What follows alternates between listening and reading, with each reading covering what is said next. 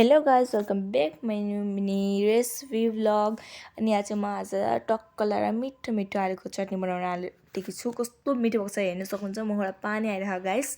अनि यहाँ चाहिँ तेल बसाएर यहाँ तेल राम्रोसँगले भुटेर धुइधाइ गरेर लसुन पड्काएर अनि त्यसपछि त्यहाँ खोर्सानी र प्याज हालेर राम्रोसँगले पर भुटेर त्यसलाई धुइधाइ पारेर राखेको निग्रो हालेर चलाउने। चलाएपछि यतापट्टि चाहिँ खोर्सानी लसुन अदुवा चाहिँ अलिअलि तेलमा फुराए पछाडि यतापट्टि निग्रो हालिसकेर चाहिँ त्यहाँ हल्दी बेसार हल्दी एउटै हो अनि निमक हालेर त्यहाँ चलाएर ढाकिदिएँ। अनि यहाँ निमक तिललाई राम्रोसँगले सिलौटामा पिस्ने हो कि सिलौटामा पिसेको स्वादै अर्को हुन्छ, होइन भने त मिक्सरमा पिस्नु हुँदैन नि त।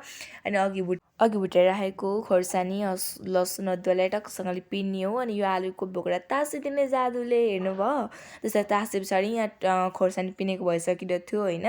अनि यहाँ आलु काटेँ, टमाटर, त्यस पछाडि प्याज हल्दी जाब्राङहरू निम्बु टक्कसँगले राखेर 5 मिनट पड्काएर त्यो तातो तेलमा पड्काएर त्यसरी त्यसको माथि हालेर अनि निम्बु टक्कसँगले निचोर्नु पर्यो कि मिठो स्वाद मिठो पो अरे हौ गाइस।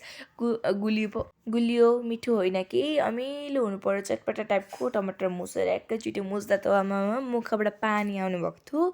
कस्तो मिठो कस्तो दामी, हजुर पनि एकबार ट्राई गर्नु होला। नेपाली पाराको तिलको चटनी, तिल र आलुको चटनी अनि टक्कसँगले खानासँग लाएर खाने हो।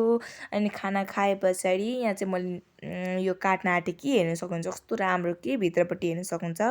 यो चाहिँ अमिलो हो होइन। अनि यत्तिकै हेर्दा चाहिँ आलु जस्तो देखिने होइन भने त आलु भनेर चाहिँ नझुक्किनु होला, यो अमिलो हो। Like comment subscribe share by by.